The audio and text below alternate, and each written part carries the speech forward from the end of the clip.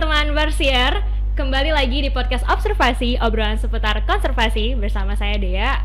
Kali ini edisi yang nggak cukup sih, di spesial karena saya hari ini ditemani oleh Direktur baru KKI Warsi. Sudah hadir di sini Bang Adi Junaidi atau Bang Junet. Halo Bang. Halo Dea, apa kabar? Alhamdulillah saya baik. Abang sehat? Alhamdulillah sehat. Sehat ya Bang. Ini post Covid nih Bang. Ya bisa dibilang post Covid ya. Sudah mulai aktivitas seperti biasa. Kira-kira Bang Junet ada hal yang baru setelah penyesuaian baru setelah Covid? Tahun-tahun sebelumnya kan masih full mungkin di rumah atau masih hybrid atau gimana? Ya alhamdulillah Warsi itu berhasil ya melewati masa-masa pandemi COVID-19. Kenapa saya bilang berhasil beradaptasi? Karena relatif yang terdampak COVID itu tidak signifikan. Nah, baik secara individu-individu di Warsi, di staf, termasuk secara kelembagaan. Banyak lembaga pasca COVID itu bersoal dengan kegiatan, tapi alhamdulillah Warsi tidak ada persoalan. Ya relatif Warsi itu hanya WFA itu hanya sekitar 2 minggu ya di awal. Hanya di awal pas tinggi-tingginya. Tapi setelah itu kita bisa mengatur strategi bagaimana aktivitas lapangan tetap bisa berjalan karena memang kerja-kerja Warsi kan kerja lapangan. Iya, betul. Mau tidak mau harus beradaptasi. Nah, bagaimana caranya ya itu harus berinteraksi lebih lama di kampung, di desa. Jadi justru lebih lama stay. Tidak bolak-balik gitu. Kalau bolak-balik kan warga desa kan meragukan, ini bawa virus nih orang Warsi. Nah, tapi kalau kita tinggal di kampung, lockdown bersama mereka, ya mereka nggak ada soal itu. Jadi justru mungkin hubungannya makin erat ya? Makin erat. Jadi setahu Warsi di awal-awal COVID itu bisa 2 bulan, 3 bulan di lapangan. Karena di awal COVID beberapa desa kan lockdown, jadi Warsi nggak bisa masuk gitu. Nah, akhirnya kita harus mengikuti mekanisme yang mereka bangun di desa tersebut dengan ikut ini dulu isolasi selama 2 minggu gitu ya. Lalu kemudian baru masuk ke kampung, ke desa setelah dipastikan kita tidak terjangkit membawa virus. Nah, setelah itu kita baru hidup di kampung sampai 2-3 bulan. Nah itu intermezzo sedikit gitu ya Bang. Ini saya mau ucapkan selamat juga nih buat Bang Junet. Akhirnya ada estafet kepemimpinan gitu ya yang baru. Boleh dong Bang diceritain awalnya Bang Junet masuk Warsi 2001 ya Bang ya sebagai pengurus yayasan sampai di titik sekarang nih. Ya, jadi saya mengenal Warsi itu sebenarnya sejak zaman kuliah. Saya masuk Fakultas Pertanian Universitas Andalas itu 97, ikut salah satu organisasi ke kelompok cinta alam yang ada di Fakultas Pertanian tersebut, namanya KOMA. Nah, kebetulan KOMA ini ikut mendirikan Warsi pada tahun 91. Jadi ketika saya ikut pendidikan dasar cinta alam di KOMA, salah seorang narasumbernya waktu itu Kang Rahmat Hidayat. Kang Rahmat Hidayat itu waktu jadi narasumber itu menjabat sebagai koordinator program di Warsi. Jadi disitulah titik awal saya mengenal Warsi itu. Sampai kemudian tahun 2001 ya kalau nggak salah saya jadi ketua KOMA. Lalu kemudian dimandatkan untuk jadi representatif KOMA di yayasan waktu itu, yayasan Warsi. Jadi pengurus Warsi gitu. Jadi sudah cukup lama ya, 2001 tamat kuliah 2004, 2005 saya bergabung di program. 2005. Ya. Di program waktu itu program pertamanya Bang Junet apa? Saya di program suku-suku justru di orang rimba, terutama yang di Bukit 12. Jadi saya jadi fasilitator desa di desa-desa interaksi di Taman Nasional Bukit 12. Jadi tujuan kita itu bagaimana masyarakat desa satu bisa menerima keberadaan Taman Nasional Bukit 12, lalu kemudian juga bisa berinteraksi bersama dengan orang rimba yang ada di Taman Nasional Bukit 12. Karena sebagaimana kita ketahui kan orang rimba masih jadi kelas kesekian ya, masyarakat kelas bawah di Jambi. Jadi perspektif orang Melayu menganggap orang rimba itu ya kubu ya bahasanya, tapi itu yang coba kita edukasi dengan proses fasilitasi di desa-desa, bahwa orang rimba itu juga manusia, orang rimba itu juga layak untuk mendapatkan penghidupan gitu. Nah, salah satu caranya ya mempertahankan Taman Nasional Bukit 12 sebagai tempat hidup orang rimba. Oke, berarti tadi program orang rimba udah selama berapa tahun, Bang? Sampai 2009. 2009, dari sana pindah project? Dari 2010 awal, saya pindah ke Bungo. Itu udah masuk ke program PHBM, pengelolaan hutan berbasis masyarakat. Kebetulan pada 2009 itu, tepatnya bulan Maret 2009, Desa Lubuk Beringin mendapatkan hak pengelolaan hutan desa pertama di Indonesia. Itu yang pertama ya? Di Indonesia, hutan desa. Nah, 2010 kita intent mendampingi Lubuk Beringin, termasuk juga memperluas inisiatif hutan desa itu ke beberapa desa di tetangganya. Nah, itu yang sekarang disebut landscape Bujang Raba itu. Bukit Panjang, Ratu Bayur yang ada 5 desa. Nah, 2009 di Lubuk Beringin kita fokus melakukan penguatan kelembagaan, karena memang ini baru ya, hutan desa pertama, nggak ada contoh. Nah, lalu kemudian membantu atau memfasilitasi lembaga pengelola hutan desa itu menyusun rencana kerja. Jadi selama 35 tahun hak pengelolaan hutan desa itu mau diapain gitu. Nah, rencana kerja untuk 35 tahun sampai breakdown-nya per tahun. Nah, yang menariknya ini kan karena pertama nggak ada contoh kan. Nah, akhirnya ada Perdirjen yang mengatur tentang pedoman semacam format lah ya, format rencana kerja. Tapi format itu ya kalau saya bilang bisa dikatakan copy paste dari format rencana kerja umum HTI atau KPA. Jadi sebenarnya kurang cocok ya? Kurang cocok, rumit sekali. Saya waktu itu, aduh ini gimana cara nyusunnya, rumit. Nah, apalagi orang kampung. Nah, belajar dari pengalaman itu akhirnya kan saya lihat dari peraturan menteri yang terbaru, format rencana kerja itu sudah sangat simpel. Jadi tidak ada proses perbaikan lah ya. Nah, selain itu juga memperluas inisiatifnya ke desa-desa, 4 desa ya, bertangga dengan Lubuk Beringin. Ada desa Senaman Hulu, desa Buat, desa Lawan Panjang, dan desa Sungai Terang. Nah, itulah sekarang yang jadi lanskap Bujang Raba.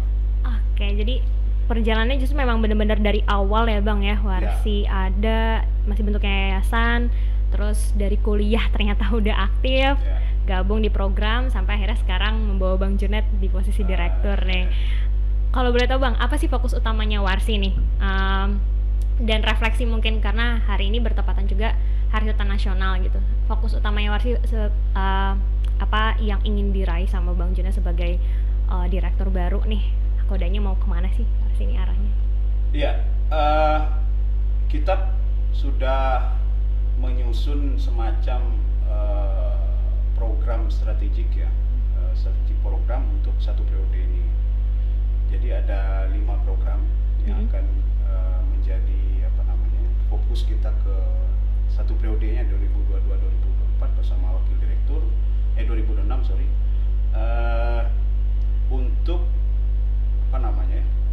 melanjutkan apa yang sudah dilakukan sebelumnya. Jadi ini tidak terputus. Jadi nggak seperti pemimpin kepala daerah ya, ganti bupati ganti program, nggak. Kita melanjutkan, memperkuat apa yang sudah dibangun sebelumnya. Kebetulan sebelumnya saya juga wakil direktur, jadi sudah sangat paham apa situasi dan kondisi baik di internal maupun tantangan-tantangan yang dihadapi oleh teman-teman di lapangan.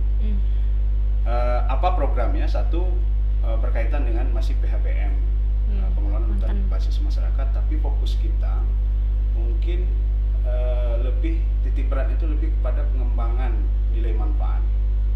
Karena sampai hari ini menurut data yang ada di Warsi itu sudah kurang lebih 150.000 hektar. 150.000 hektar. Perhutanan sosial ya, kalau kita sebut legal formalnya kan perhutanan sosial, tapi Warsi kan masih menyebutnya pengelolaan berbasis masyarakat. Yang nggak usah mendikotomikan itu ya, tapi ya intinya bagaimana masyarakat mendapatkan akses pengelolaan terhadap hutan yang ada di sekitar mereka. Nah, itu yang dilegal formalkan dengan 150.000 hektar yang itu yang hanya Warsi langsung fasilitasi. Masih banyak perhutanan sosial lain yang difasilitasi oleh juga KPH, NGO lain, pemerintah dan segala macam gitu ya. Termasuk juga balai PSKL Regio Sumatera. Nah, lalu kemudian dari 150.000 itu mau diapain gitu. Nah, tantangan terberatnya di situ sebenarnya. Kalau proses izin relatif sekarang sudah tertata ya. Sudah tertata maksudnya kalau refleksi kita di awal memfasilitasi perhutanan sosial terutama hutan desa, ada 3 catatan yang menjadi evaluasi atau refleksi Warsi waktu itu. Satu, proses perizinannya masih berlapis dan panjang. Birokrasi. Berlapis itu maksudnya kalau dulu kan terbit dulu SK penetapan area kerja. Jadi menteri menerbitkan SK penetapan area kerja hutan desa misalnya, atau penetapan area kerja hutan kemasyarakatan. Lalu kemudian setelah itu tidak serta-merta masyarakat bisa mengelola. Ada lagi proses SK setelah itu. Ada SK hak pengelolaan hutan desa yang dikeluarkan oleh gubernur. Waktu itu gubernur yang mengeluarkan. Nah, kalau HKM, HTR itu dikeluarkan oleh bupati. Jadi ada 2 SK, baru mereka bisa mendapatkan hak atau izin.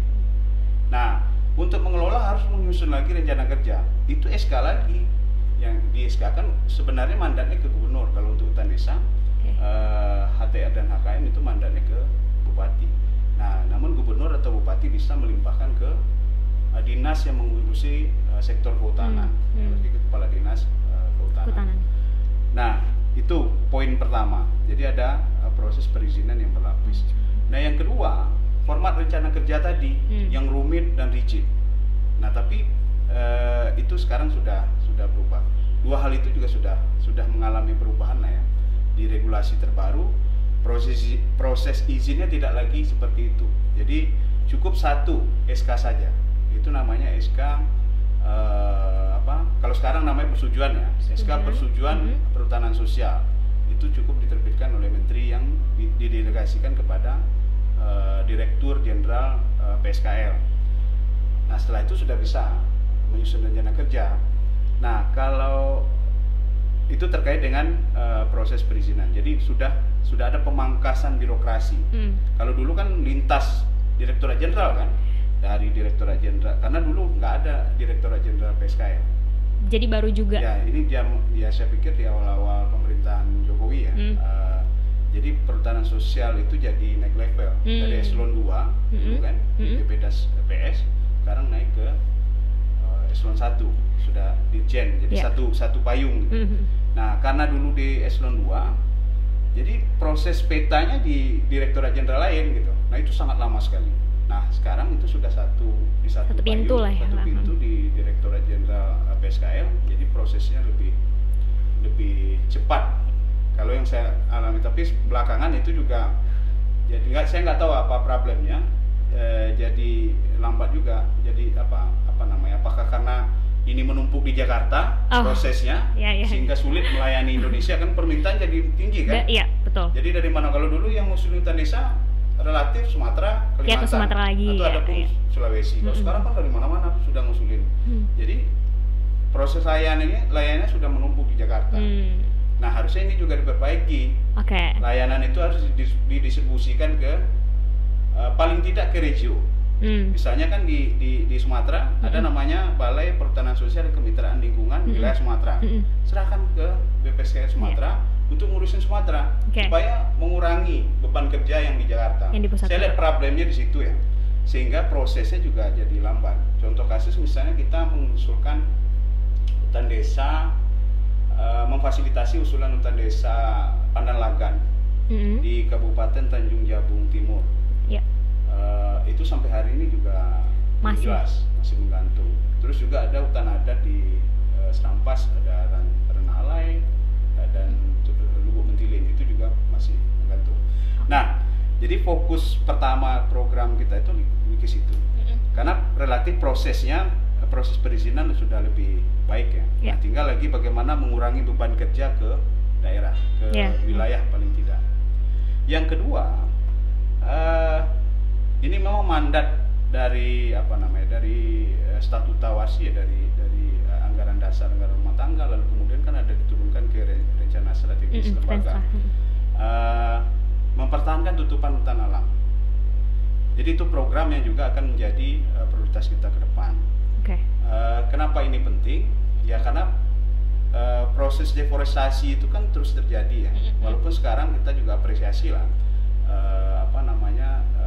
Kementerian Lingkungan Hidup dan Kehutanan yang sudah berhasil menurunkan deforestasi. Jadi 115.000 tahun 2019-2020, tapi sayangnya 2020-2021 belum launching nih. Angkanya coba cari belum launching. Itu kan selalu didengungkan ya, jadi sebuah keberhasilan dari 460 ribuan ya turun jadi 115.000 ya. Walaupun turun tapi kan tetap terjadi deforestasi. Betul. Nah itu juga kita ikut berkontribusi untuk itu, bagaimana laju deforestasi itu bisa berkurang. Bagaimana caranya? Salah satunya melalui skema perhutanan sosial. Karena menurut analisis yang kita lakukan di Sumbar dan Jambi ya, relatif perhutanan sosial itu bisa dikatakan lebih stabil deforestasinya. Nah, bahkan ada di beberapa tempat hutannya jadi nambah. Nah ini menariknya. Kenapa itu nambah? Karena itu diurusin oleh lembaga pengelola perhutanan sosial tadi atau kelompok perhutanan sosial. Diurusin. Kalau sebelumnya kan itu ya misalnya hutan lindung. Jadi open access kan, siapapun bisa ngambil. Bahkan orang luar desa pun bisa mengambil lahan di situ, buka lahan. Tapi dengan adanya kelompok perhutanan sosial atau lembaga perhutanan sosial tadi, ada yang ngurusin hutan lindung itu. Nah tentu tantangan berikutnya, bagaimana nilai ekonomi juga bisa didapatkan oleh orang kampung setempat. Nah itu yang kedua. Nah yang ketiga masih sama ya, suku-suku marginal. Ya terutama fokusnya berkaitan dengan memberikan layanan. Jadi bagaimana pemerintah memberikan layanan dasar ya, misal pendidikan, kesehatan, termasuk juga administrasi kependudukan. Nah yang paling penting juga sumber penghidupan. Karena sampai hari ini kan itu yang masih tantangan terberat di kita. Di dalam proses mengadvokasikan hak-hak hidup orang rimba, Talang Mama, Batik 9 yang kita sebut dengan suku adat marginal itu. Kenapa itu tantangan terberat? Karena ke depan suku-suku ini mau tidak mau pilihan itu harus budidaya gitu. Nggak ada pilihan lain. Mau diajarin bengkel, nggak mungkin, harus budidaya. Nah ketika masuk ke proses budidaya, butuh lahan. Nah ini harus menjadi fokus perjuangannya WASI ya. Sehingga bagaimana lahan-lahan penghidupan untuk orang rimba bisa diberikan atau direkognisi oleh pemerintah gitu.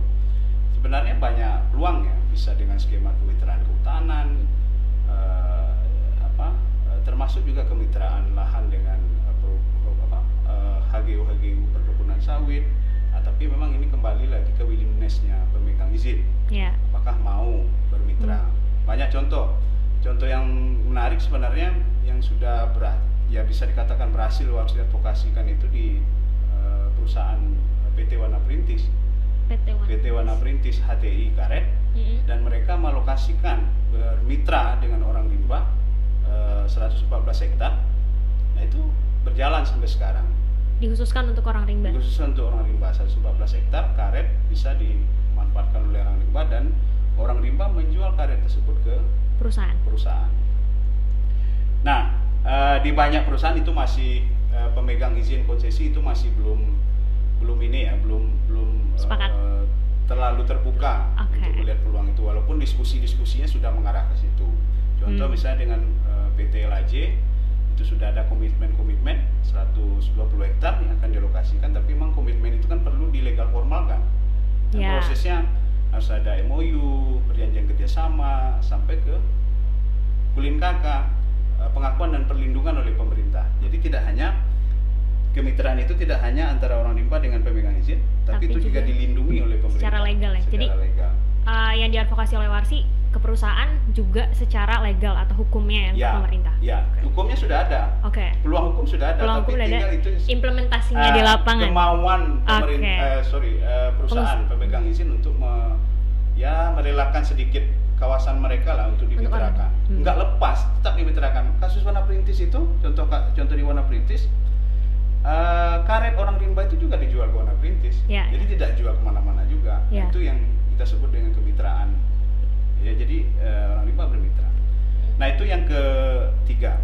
Yang keempat, nah ini mungkin agak stressingnya ke knowledge management, evaluasi dan pengembangan sumber daya.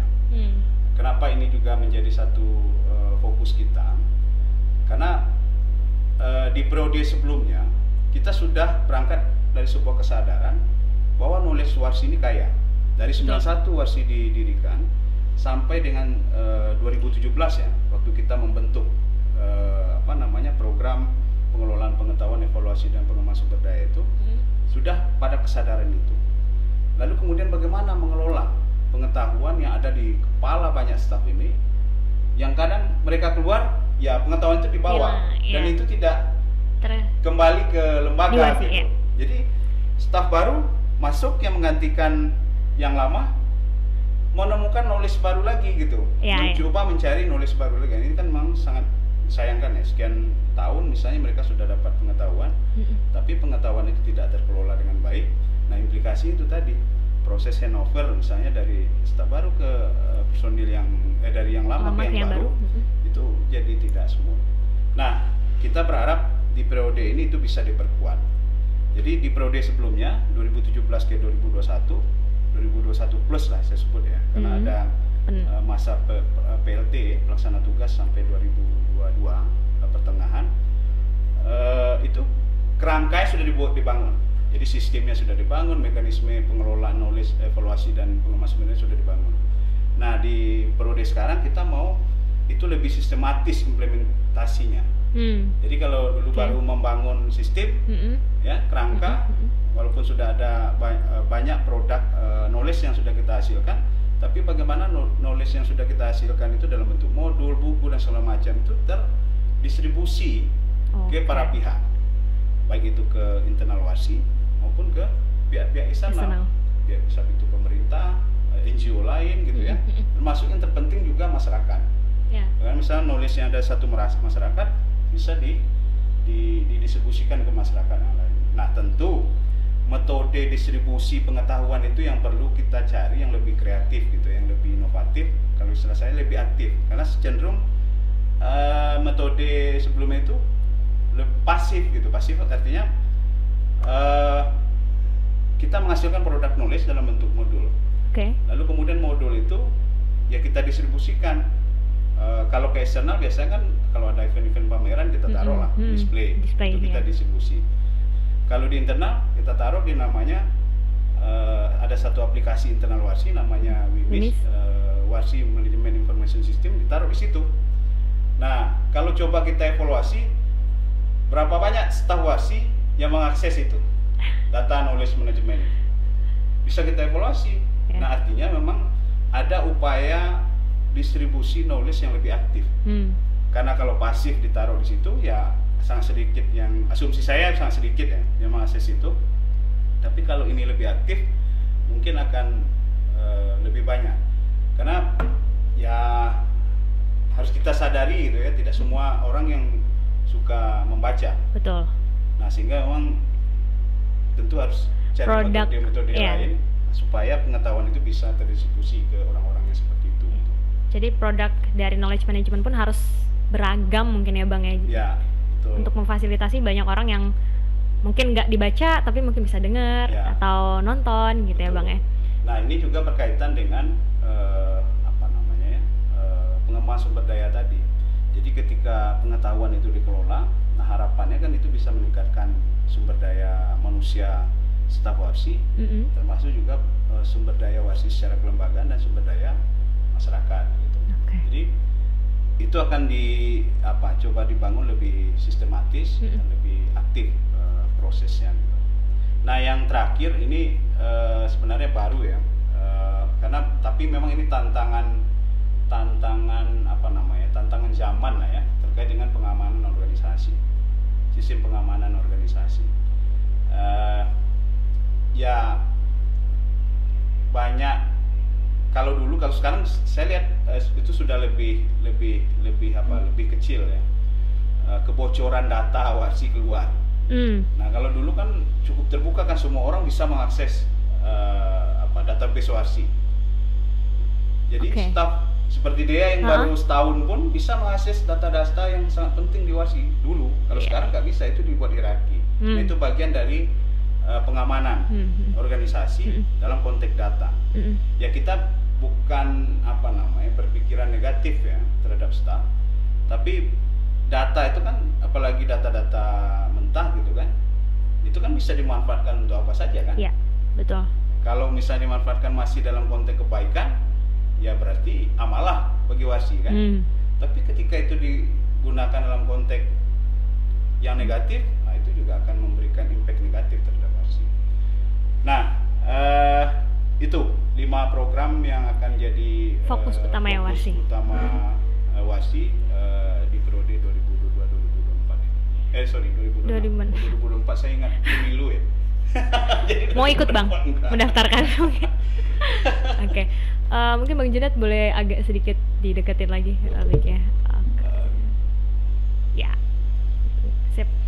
Bang, kalau dari refleksi khususnya nih menyambut memperingati Hari Hutan Nasional gitu, pandangan Bang Junet pribadi melihat kondisi sekarang sebagai kelembagaan juga boleh. Ya, kalau kaitan dengan hutan, itu yang saya sampaikan tadi kan, walaupun deforestasi itu relatif menurun ya, dari 2018-2019 ke 2019-2020, tapi tetap deforestasi itu terjadi. Betul. Nah, ini kan kita sudah pasang target nih, net zero emission 2060. Salah satu emisi terbesar deforestasi. Nah, berarti gimana cara ngatasin deforestasi? Nah, itu tentu harus jelas di roadmap untuk mencapai net zero emission 2060. Nah, 2030 follow carbon net sink. Nah, artinya apa? Artinya sudah harus ada perimbangan antara penggunaan lahan dengan serapan karbon dari tanaman-tanaman dan tumbuhan yang ada di bumi ini, terutama di Indonesia. Nah, artinya tantangan kita itu masih di situ. Kalau bicara kehutanan, deforestasi, marginalitas, hak-hak masyarakat, walaupun sekarang sudah dipulihkan ya, sebagian melalui skema perhutanan sosial, tapi masih banyak hak-hak masyarakat yang masih belum terpulihkan gitu. Nah, sehingga itu masih menjadi PR kita ke depan. Nah, berangkatnya memang dari dua hal itu ya, satu deforestasi, lalu kemudian isu-isu sosial berkaitan dengan konflik karena marginalitas hak masyarakat yang ada di sekitar hutan itu sendiri. Nah, kalau kita lihat sekarang kan capaian perhutanan sosial itu kan sudah cukup signifikan ya, sudah 2 juta lebih gitu, dari target 12,7 juta hektar. Itu masih 12, jauh kan? Ya. Dari 12,7 ke 2,4 atau 2,5 sekarang ya. Itu masih 9 juta masih sangat jauh. Nah, artinya bagaimana juga pemerintah, terutama di Kementerian Lingkungan Hidup dan Kehutanan, bisa mengakselerasi ini. Nah, saya melihat di proses awal itu proses akselerasinya sangat terjadi. Proses awal maksudnya Direktorat Jenderal PSKL itu terbentuk. Tapi kemudian ke belakang ini saya lihat ada proses pelambatan justru gitu. Kendur lagi nih. Kendur lagi. Apa itu yang menyebabkan? Karena itu tadi, karena layanan itu menumpuk di Jakarta. Nah, kalau saya melihat itu harus didistribusi ke paling tidak regional, kalau tidak mau mendelegasikan ke daerah. Sebenarnya Permen LHK 9 2021 itu memberi ruang menteri mendelegasikan itu kepada gubernur dengan dengan syarat satu, pemerintah provinsi maupun gubernur membuat perda tentang perhutanan sosial, lalu kemudian masuk dalam perencanaan pembangunan provinsi, dan yang ketiga anggaran. Nah, di beberapa tempat, contoh kasus Sumatera Barat itu sudah terpenuhi, tapi sampai hari ini juga belum mendapatkan delegasi kewenangan perizinan atau persetujuan perhutanan sosial itu dari pusat ke daerah. Nah, kalau itu bisa di delegasi itu bisa didistribusi ke daerah, itu makin lebih baik lagi ya, untuk mencapai 12,7. Nah, artinya tetap peran Jakarta itu sebagai kontrol atas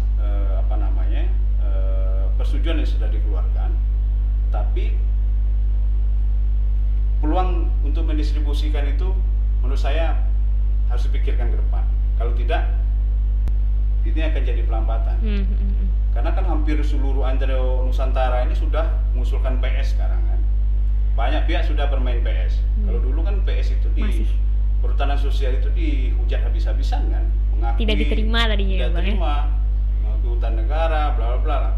Tapi sekarang itu sudah diterima sebagai salah satu resolusi atas konflik pengelolaan sumber daya hutan.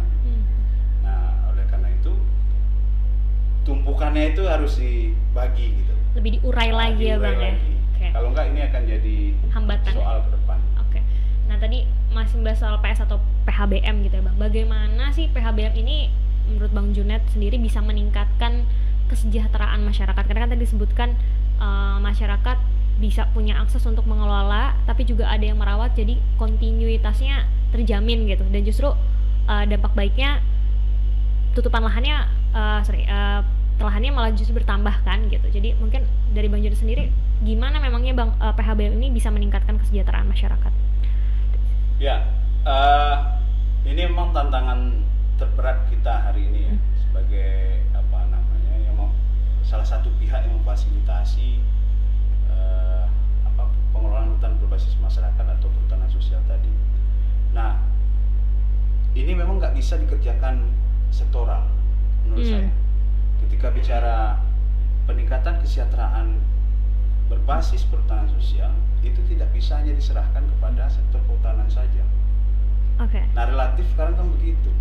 Nah, ini kan kawasan hutan, uruslah Kementerian Kehutanan atau Dinas Kehutanan. Nah, sementara Dinas Kehutanan juga anggaran terbatas gitu ya, dan fokusnya juga tidak masuk ke ke pengembangan, ke aspek ekonomi atau kesejahteraan masyarakat. Nah, menarik sekarang contohnya di Sumatera Barat, Gubernur Sumatera Barat sudah menyusun rencana pembangunan jangka menengah daerah Provinsi Sumatera Barat. Apa poin menarik di RPJMD tersebut? Mereka memasukkan dua indikator kinerja, keberhasilan. Satu, perluasan, berapa penambahan luas, persetujuan baru atau izin baru perhutanan sosial. Yang kedua, persentase peningkatan ekonomi.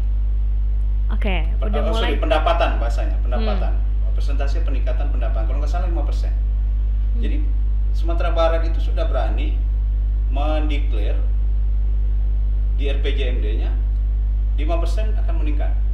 5% akan melalui perhutanan sosial. Nah, maka dari itu dengan konsekuensi atas itu masuk di dalam RPJMD, akhirnya ini kan jadi keroyokan. Tidak hanya sektor kehutanan saja. Contoh misalnya kan UMKM bisa masuk, termasuk juga Dinas PMD, Pemberdayaan Masyarakat Desa bisa masuk, koperasi bisa masuk, perdagangan bisa masuk, pariwisata bisa masuk, sektor-sektor lain bisa masuk. Nah, itu yang saya maksud tadi, tidak bisa ini hanya diurus oleh sektor kehutanan saja, karena keterbatasan di sektor kehutanan. Apalagi kalau ini hanya diserahkan ke NGO seperti Warsi, kan ada juga narasi yang berkembang, wah Warsi kan bisa lah membangun itu ekonomi masyarakat dan lain-lain gitu. Nah, itu pasti nggak sanggup karena sumber daya Warsi juga terbatas.